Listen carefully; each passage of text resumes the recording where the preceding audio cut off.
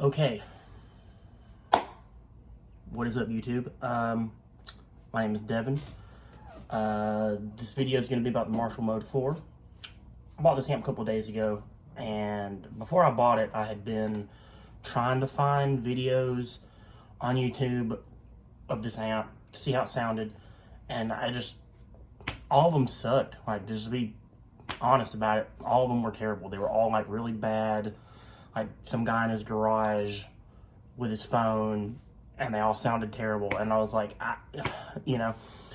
so I was lucky enough to be able to go to my local music store and play this amp and hear it that way before I decided to buy it. But if you're not lucky enough to do that, then the point of this video is excuse me, I'm gonna do a demo of this thing, put it in a mix with bass and drums and the whole 9 yards, right? Like, so you can have a real actual like demo of this amp to hear how it sounds. So the Mode 4, I think a lot of people are kind of confused about what this amp really is. It is kind of weird. It's a hybrid amp. It has a solid state power section, 350 watt solid state power section, and it has two like separate amps in the chassis, and each amp has one preamp tube in the preamp section. So the amp 1 has its own dedicated preamp tube, amp 2 has its own dedicated preamp tube. So there's definitely, some other like diode distortion kind of stuff happening in the preamp section. It's not like all tube preamp. So it's like 90% a solid state head, with these two tubes doing, some kind of work. But all that aside though, it's a really good sounding amp, like especially for what it is. Like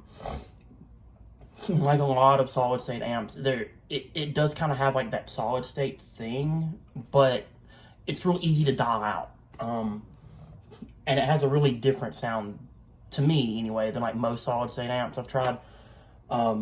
Usually like the clean channels on solid state amps are usually okay. And this clean channel is fine. Like, it's nothing to write home about. I'm gonna talk about it a little bit just because I didn't put it in the demo.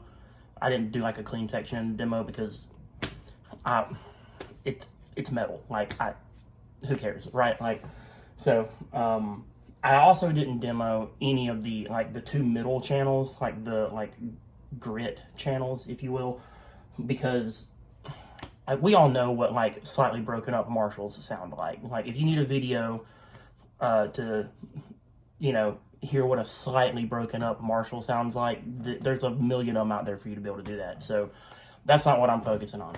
I'm focusing on amp 2 OD2, which is like the high gain channel, right? Like, I think that's what most people are going to care about when they go looking for this amp. Also should note that I have the foot switch for it. If you don't have the foot switch for this amp, it's basically useless. The foot switch has a very weird way that it plugs up and controls the amp. It uses like I think it's like a VGA. It's like an old computer monitor kind of adapter cord thing, So it's, if you lose that or break that, you can't do anything on this amp. So if you do find one of these used, make sure you can find a foot switch, or they have the foot switch included or something like that, because if you're trying to play this live and like use any of the functionality, which it has a lot of functionality on it, so it's a very versatile amp. But if you don't have that foot switch live, you're screwed. So each channel has its own, each amp, I should say, not channel. So like, here's kind of the funky thing about it. There's two separate amps, and each amp has two channels, and each amp has its own shared EQ. So it's like, kind of weird. But so like amp 1 has a shared EQ for the clean and like the kind of grit thing, and then amp 2 has like a more gritty, and then like the super distorted like metal channel, and it shares the EQ too. They both have, I do like this, that both amps have an FX level control, so you can control the level of the effects loop. So if you have like a delay or something in the effects loop, you can control the level, the volume basically of that here, which I think is cool. They all have, each one has 3-band EQ. They have independent reverb controls, which is really cool because I like having some reverb on my clean channel, and then I want the dirty channel to be dry, no reverb at all. And so you can have that set up so that when you switch channels, it's just like that, which I think is really cool. The scoop button here is useless. Don't touch it. Sounds like trash. It was that like early 2000s, like late 90s, like metal thing, you know, like we're just gonna scoop the mids out completely. I hate it. I think it sounds awful. I mean, if that's your thing, I'm not hating. You do you, but like it's terrible. Well, let's see. Then right here in the middle, you have your you have your power amp controls. So you've got resonance, presence, a master volume, which is really cool. You have a tuner mute button. I think on the back of the amp, there's like a tuner out. Okay. And then you have your solo level. Now, the foot switch has a button on it that you can engage like a boost, and it's actually pretty usable. I didn't know it was going to sound like, didn't know it was going to work that good, but I tried it out a couple times, and it does actually give you a decent like dB boost for solos and stuff, so that's pretty cool. This control right here is why amp 2 I think is like the sleeper of this amp, because this control is called a tone matrix, and it's only on amp 2. Amp 1 doesn't have one. But this control right here, it basically shifts the frequency of like where the mid knob controls. So it's like a rotary kind of thing. It's got 3 different positions on it, and it just shifts the, you know, like control range of the mid control, which is super useful. I have it on 3, which is like the bassier one. And then as you click it down, it gets progressively more treble. Like it like shifts the mid range more like into the upper mids away from the lower mids. So very useful. I think that is, like I said, the sleeper kind of thing of this whole amp, because that's a very useful control. The other issue that I've had with like demos on YouTube of the Mode 4 is, I'm going to try to, let's see, no one has the cab. No one has the matching cab, right? So that's just how it seems on YouTube anyway. It's like no one has the cab. They're all playing this amp through a different cabinet, which, I mean, fair enough, you know, whatever. But this cab is also, I think, something that like people are kind of picking up more on them now, but like this cab's awesome. It's got 70-watt UK made, like Marshall branded Celestion Vintage 30s in it. Because this is the MF280. It's not the MF400 one. I haven't played on the MF400.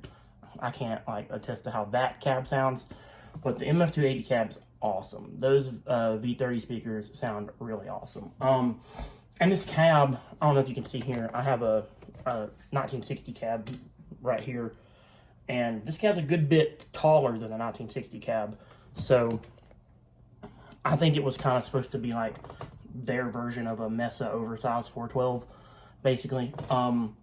So that's why it's got like the V30s in it, and it's taller and all that kind of stuff.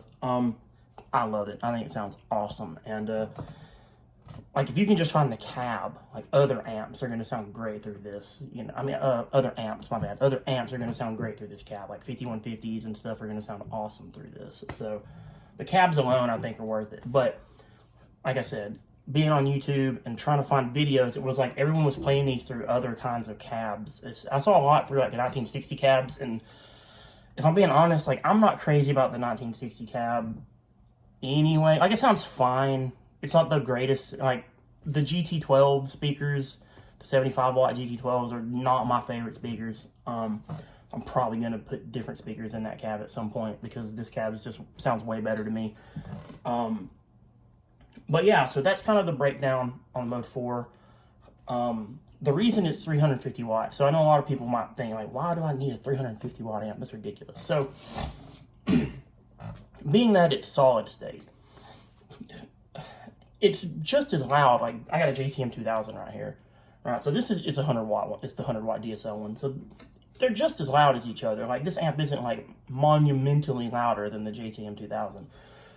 The reason is because with solid state, like, you don't want solid state stuff to start breaking up on its own, right? Like, when you drive a tube amp or like crank it up and the power amp saturates and starts to break up, a lot of people like that sound. You know, classic rock stuff like Led Zeppelin, that kind of thing. Like, people like that tone. That's a very pleasing tone, right?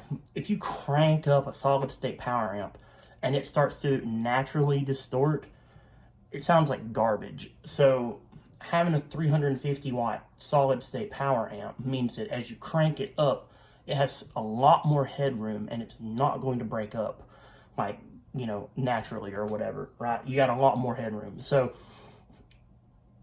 that's awesome. I think that's the problem that a lot of other solid state amps have, is that as you turn them up louder, the power amps start to compress and distort some and they start to sound really bad. But since this one has that 350 watt power amp in it, it doesn't do that. And it really helps to maintain like the preamp distortion tone that you're trying to achieve. So yeah, anyway, that's the breakdown of the Mode 4. I think it's a great amp. I think it sounds killer. I think the cab is awesome. And so I made a demo that's fully like produced, right? The post-processing on the guitars isn't crazy. There's just like a little EQ and like a preamp, you know, like a mic pre. I mic'd the cab, as you can see here. I mic'd the cab with two SM57s. This one is directly on the cone because I wanted like I wanted a really bright sound out of one of them. And then this one is a little further back and it's off the cone. So this one's really dark sounding. This one's really bright sounding.